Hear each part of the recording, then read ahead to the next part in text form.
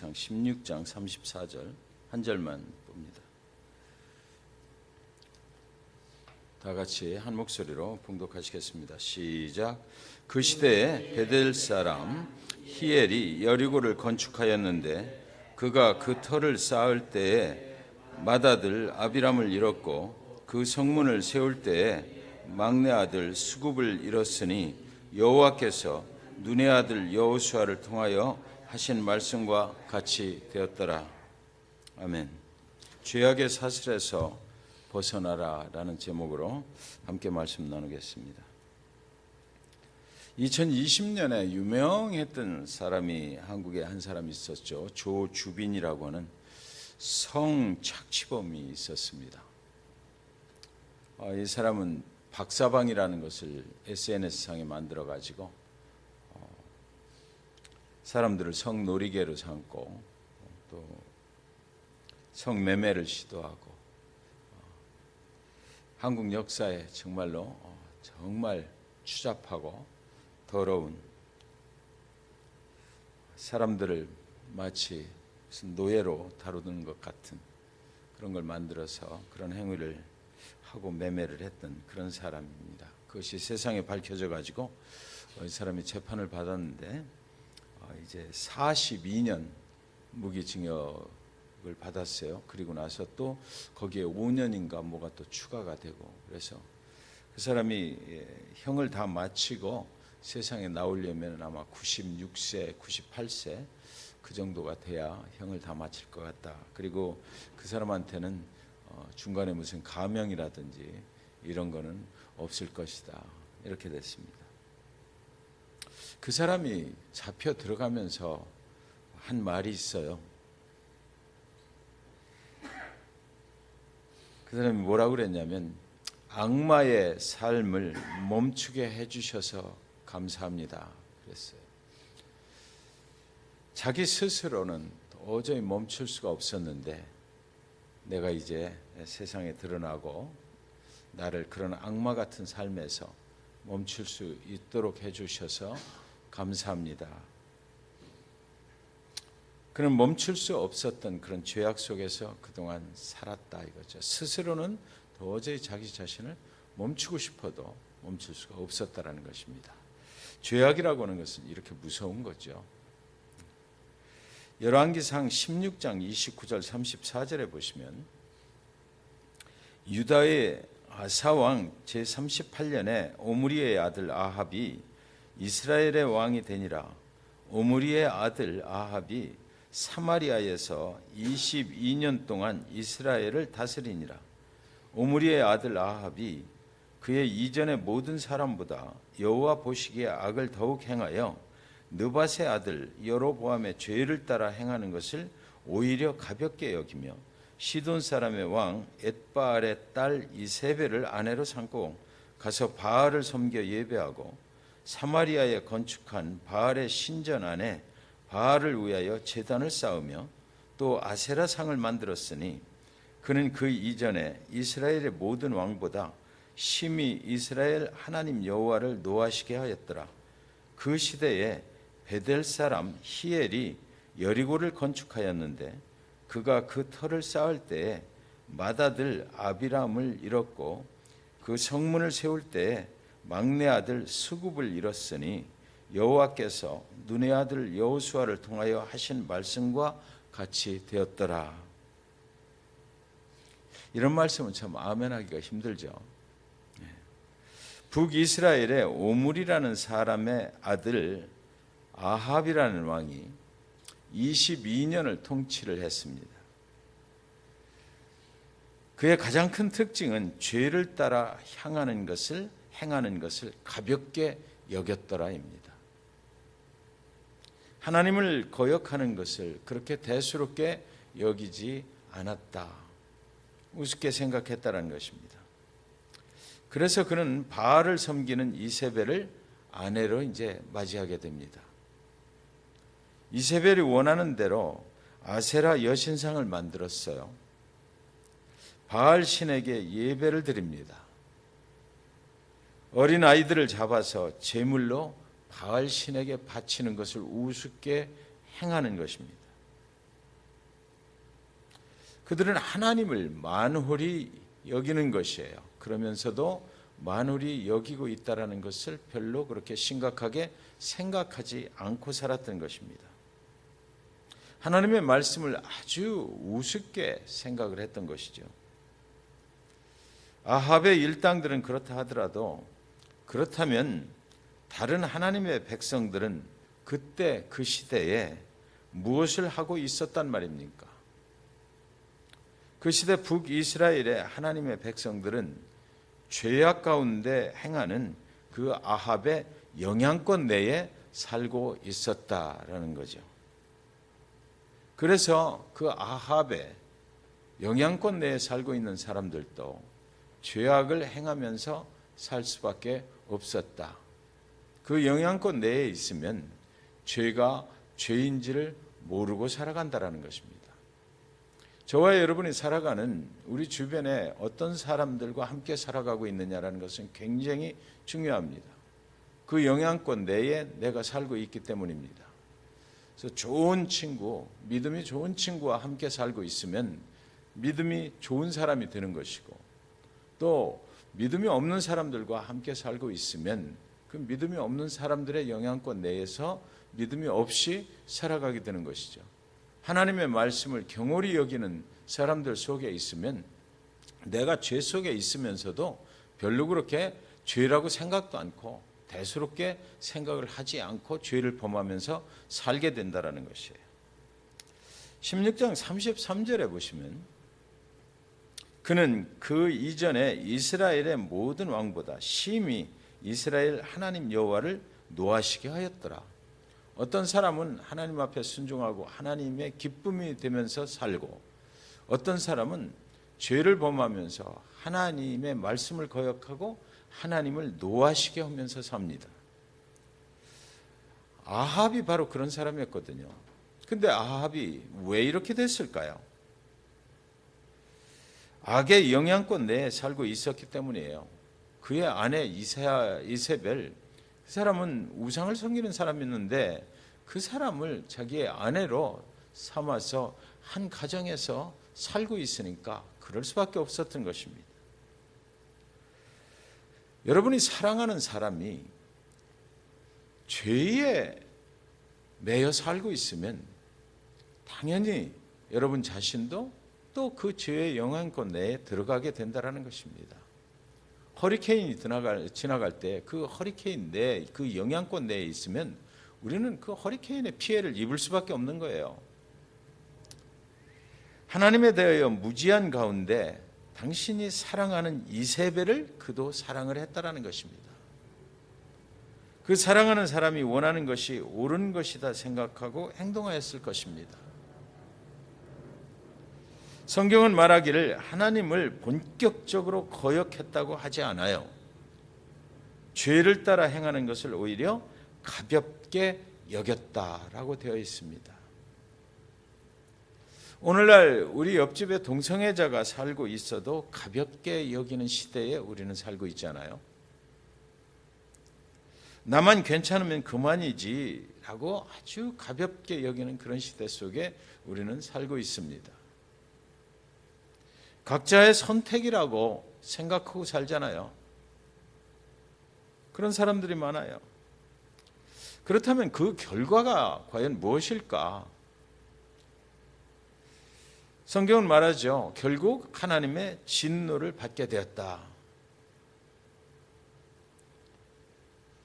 여기 결정적인 악의 영향을 받고 살았던 한 영혼이 있다라고 성경은 지금 소개를 하고 있습니다.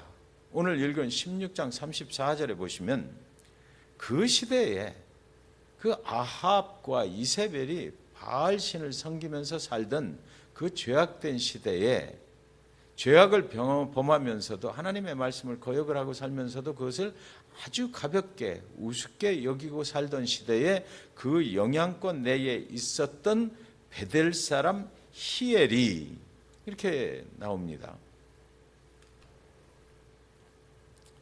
이 사람이 여리고를 건축하였는데 그 무너진 여리고 성을 다시 건축을 하는 일을 맡았다는 것입니다. 그가 그 터를 쌓을 때 맏아들 아비람을 잃었고 그 성문을 세울 때에 막내 아들 스굽을 잃었으니 여호와께서 눈의 아들 여호수아를 통하여 하신 말씀과 같이 되었더라. 그 시대를 살아가던 아주 불쌍한 한 사람의 이야기를 성경은 기록하고 있는 거죠. 그의 이름은 히엘이라는 사람인데 그는 건축업자였을 것입니다. 아합이 북이스라엘의 수도를 옮기고자 했어요. 북이스라엘의 수도는 세겜에서 디르사로, 또 디르사에서 사마리아로 또 옮겼습니다. 그런데 아합이 이번에는 사마리아에서 여리고로 옮기려는 시도를 하는 것입니다. 그래서 그 무너진 여리고 성을 다시 건축을 하고자 그 플랜을 짰던 거죠. 그런데 그때 아합이 히엘을 부른 것입니다. 아마도 아합 왕에게 잘 보였던 사람이었을 것 같아요. 어느 날 아합 왕의 사신이 히엘을 찾아온 것이죠. 그리고 아합 왕의 사무실로 좀 같이 좀 갑시다. 왕이 좀 부탁을 할 일이 있다고 그러네요. 그리고 아합 왕은 히엘에게 무너진 여리고성을 재건축하는 큰 프로젝트를 당신이 좀 맡아줬으면 좋겠다. 이렇게 부탁을 하고 그 프로젝트를 또 맡기는 것입니다. 히엘은 아합에게서 정부 차원의 아주 큰 공사를 따내게 됐던 거예요. 이 공사만 성공적으로 완료를 시키면 아주 큰 부자가 된다, 이런 생각이 들었겠죠. 그리고 아합 왕은 이 일을 위해서 큰 자금을, 정부 자금을 투자를 하기로 했던 것입니다. 그런데 성경은 뭐라고 그럽니까?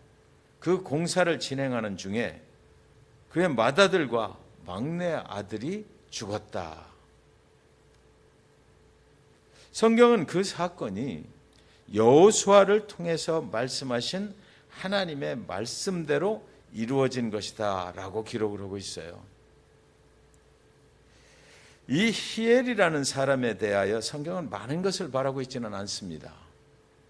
아합이라고 하는 그 시대에 하나님의 말씀을 아주 우습게 여기는, 우상을 섬기는 그 왕이 통치하고 살던 그 시대의 영향권을 받고 살았던 사람인 것은 그것만 분명합니다. 그런데 이 사람은 베델 사람이다 라고 했거든요. 이 베델의 뜻은 하나님의 집이라는 뜻이에요. 성경에는 베델이 많이 나오지 않습니까? 하나님의 집입니다. 베냐민 지파가 분배를 받았던 땅이고요.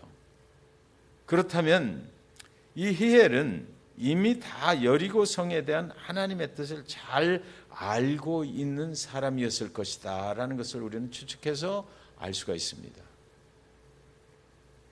그런데 그는 지금 아합의 영향권 내에 있었기에 아마도 결정적인 이 프로젝트를 할 수 없다고 거절할 수가 없었을 것이다, 추측이 가능합니다.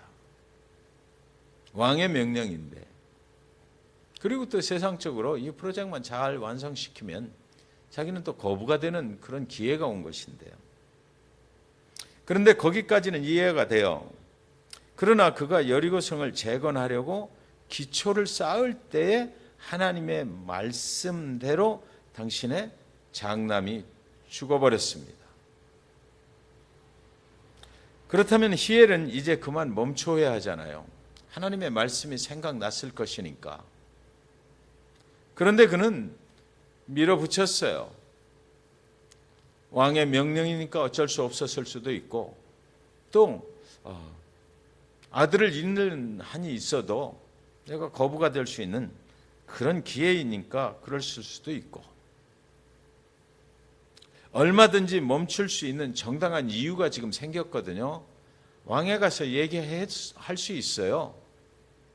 하나님의 말씀에 이렇게 돼 있고, 그리고 지금 그 말씀대로 내가 하나님의 말씀을 거역하다가 내 장남이 죽었습니다. 나는 이제 더 이상은 할 수가 없습니다 라고 얘기하고 멈출 수도 있었습니다. 그 이유가 분명히 생겼거든요. 그런데 그는 거기서 멈추지 않았어요. 히엘은 알았을 것입니다. 첫째는 500년 전에 여호수아 시절에 말씀하셨던 하나님의 말씀은 아직도 역사하는구나, 그것을 깨달았을 거예요. 설마 하다가 장남이 죽는 순간에 그것을 알았을 것입니다. 그러나 그는 멈출 수가 없었어요. 두 번째로 그가 알게 된 것은 죄악의 영향권에서 스스로 빠져나갈 수가 없게 되었구나라는 것을 알았을 것입니다. 그래서 결국은 여리고성의 문을 달다가 그의 막내 아들마저 하나님의 저주를 받아 죽어버리고 말았습니다. 히엘이 왜 이렇게 되었나요? 이유는 하나입니다. 아합의 영향권에서 벗어나질 못하고 있었기 때문이에요. 죄악 속에 들어가면 그 영향권 내에만 있어도 우리는 빠져나올 수가 없습니다. 그 뒤에 사단이 잡고 있기 때문이죠. 놔주질 않습니다. 여호수아를 통하여 이스라엘 백성들이 가나안에 진입할 때 여리고성이 무너졌잖아요. 그 여리고성이 무너진 사건과 오늘 아합의 명령에 의해서 여리고성을 다시 건축하려 했던 시대와는 무려 500년이 차이가 나요. 500년 전에 이스라엘 백성들이 하나님의 작전에 순종하고 여리고성이 이제 무너졌는데, 그 이후 이스라엘 백성들은 살아가면서 그 무너진 여리고성을 볼 때마다 아하, 하나님이 저렇게 역사하셨지. 하나님은 살아계신 하나님이네. 하나님의 말씀에 순종하면 우리가 승리하게 되는구나.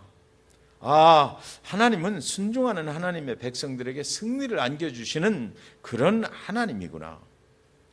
우리가 믿는 하나님은 인간에게 속한 것이 아니라 그 하늘에 속한 분이시구나.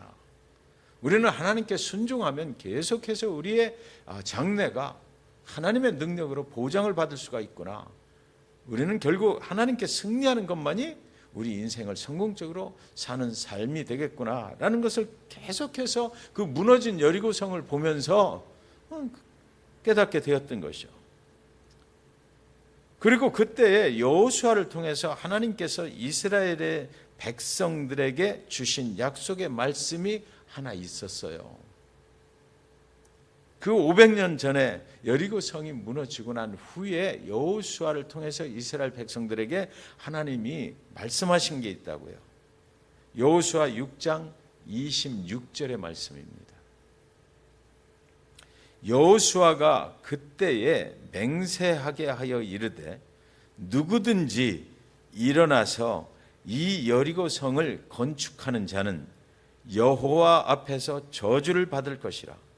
그 기초를 쌓을 때 그의 맏아들을 잃을 것이요 그 문을 세울 때에 그의 막내 아들을 잃으리라 하였더라. 500년 전에 여호수아를 통해서 하나님께서 하신 말씀이에요. 이스라엘 백성들에게 다시 이 무너진 성을 다시 누군가가 쌓는다면 기초를 쌓을 때에 그의 장남이 죽을 것이고 문을 달 때에 그의 둘째 아들이 죽을 것이다. 죽임을 당할 것이다. 그러니까 절대로 이 여리고성을 다시 쌓아서는 안 된다. 대대손손 여리고성은 이스라엘 백성들에게 하나님께서 여리고성을 무너뜨리신 것을 기억하게 하는 것이었습니다. 그런데 아합 왕이 다스리던 시대에 그 하나님의 말씀은 무시되었던 것이죠. 아무리 세상이 하나님을 떠난 어지러운 세상이 되었어도 하나님의 말씀은 여전히 살아서 역사하시는 것을 그 여리고성을 다시 쌓는 그 사람에게 일어난 일을 통해서 생생하게 보여주었던 것이에요. 아합은 바알신을 섬기는 아내 이세벨의 영향을 받아 가장 악한 왕이 되었거든요.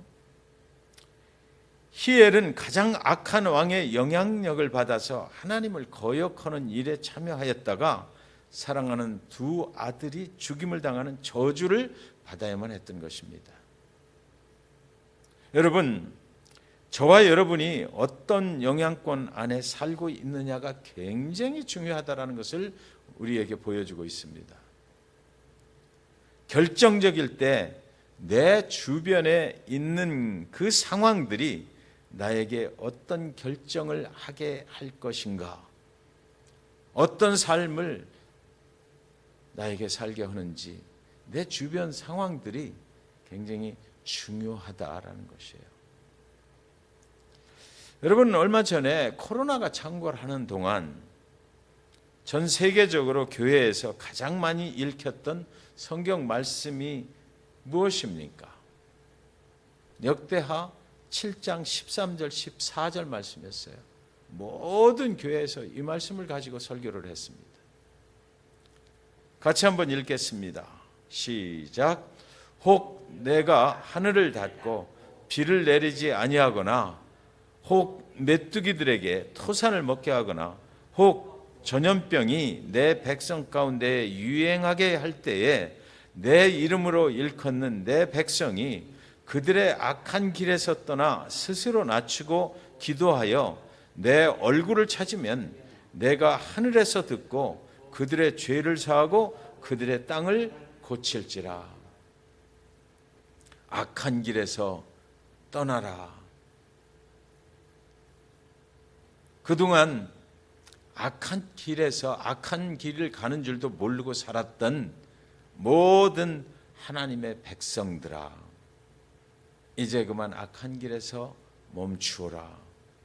그리고 스스로 낮추고 하나님께 기도하고, 하나님 살려주십시오, 잘못했습니다 라고 해라. 그러면 하나님께서 코로나를 멈추고 살려주실 것이다.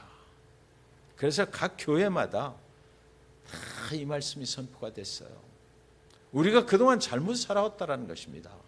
악한 길에 있으면서도 악한 줄도 모르고 하나님을 예배한 척만 하고 살았지, 하나님을 진정으로 예배하지 않고 살았고, 하나님의 백성들이 세상에 나가서 세상을 어지럽히고 죄악 가운데 살고, 그것을 하나님께서 멈추게 하시려고 우리에게 그런 코로나라고 하는 전염병을 주셨다라는 것을 각 교회마다 선포를 하고 회개의 기도를 촉구를 하고 회개했던 것입니다.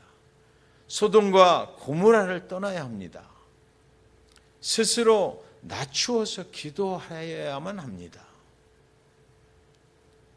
사랑하는 성도 여러분, 인생을 사시다가 벼랑길을 걸어보신 적이 있으십니까? 벼랑에 매달려 보신 적이 있으십니까? 만약 그런 경험이 있으신 분이라면 여러분은 벼랑에도 길이 있다는 것을 아실 것입니다. 만약 벼랑에 매달려 보신 분이 계시다면, 벼랑에 매달려 있을 때 우리의 인생을 가다가 내가 잘못해서, 내가 실수를 해서 죄인지도 모르고 살아가다가 어느 날 하나님의 진노가 됐든지 내 스스로 벼랑길로 갔든지, 벼랑길에 대롱대롱 매달려서 이거 이제 죽게 되었구나 라고 했을 때, 그 죽을 수밖에 없는 그 순간에도 길이 거기에 있더라라는 것입니다. 그때 손을 내미시는 분이 있다라는 것입니다. 그 손을 잡아야 살 수 있는 것이지요. 오늘날 우리가 살아가는 세상이 마치 언제 절벽으로 떨어져 내릴지 모르는 그 벼랑길에 매달려 있는 것 같지는 않습니까? 저는 정말 그렇더라고요. 이 세상이 온통 재앙 가운데 있지 않아요?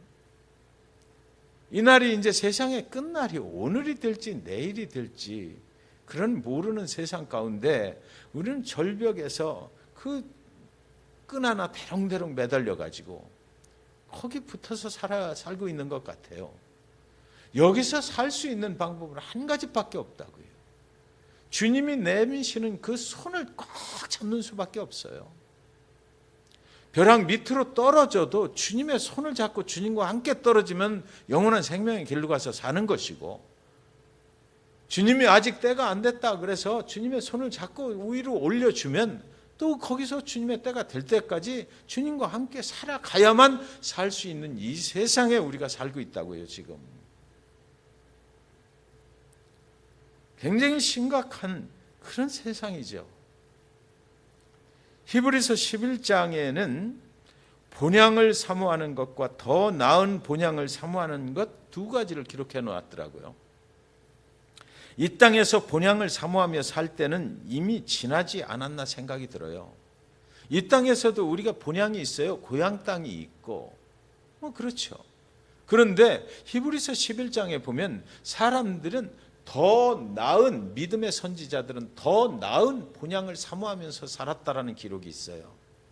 이 땅에서 우리를 평안하게 해주는 그 본향을 사모하는 것이 아니라 이 땅보다 더 좋은 영원한 생명의 나라, 그 완전한 본향, 거기를 우리의 믿음의 선지자들은 바라보면서 살았다는 말씀이 있는 것입니다. 그래서 지금 우리가 서 있는 이 시대는 절벽에서 간신히 매달려 있다가 떨어지면 더 나은 본향이 있다라는 것을, 우리는 거기로 가야만 된다는 것을 완전하게 믿고 살아야만 되는 그런 시대다라는 것이죠. 히브리서 11장 15절 16절에 보시면 같이 읽을까요? 시작. 그들이 나온 바 본향을 생각하였더라면 돌아갈 기회가 있었으려니와 그들이 이제는 더 나은 본향을 사모하니 곧 하늘에 있는 것이라. 이러므로 하나님이 그들의 하나님이라 일컬음 받으심을 부끄러워하지 아니하시고 그들을 위하여 한 성을 예비하셨느니라. 우리는 지금 더 나은 본향을 사모하고 살아가야지 이 땅에서 안전한 본향, 이 땅에서 살아가는 어떤 우리를 보호해 줄 것 같은 그런 것들을 찾아가서는 안 된다라는 것이에요. 믿음의 선지자들은 더 나은 본향, 내가 이 땅의 본향을 떠나더라도 나한테는 더 나은 본향이 있다라는 것을, 그것을 간절히 사모하며 살았다. 그리고 그들은 그곳으로 갔다라는 거죠. 여기서 사모했다는 말은 헬라 말로 오레곤 타이, 열렬히 갈망하다, 무엇을 향해서 간절히 손을 뻗치다라는 뜻입니다. 우리가 그것을 사모해야 된다는 것입니다. 저와 여러분이 이 종말의 시대에 죄악이 가득한 세상에 본향을 찾는 것이 아니라 더 나은 영원한 본향을 열렬히 사모하면서 사실 수 있기를 주님의 이름으로 간절히 축원드리는 것입니다. 그것만이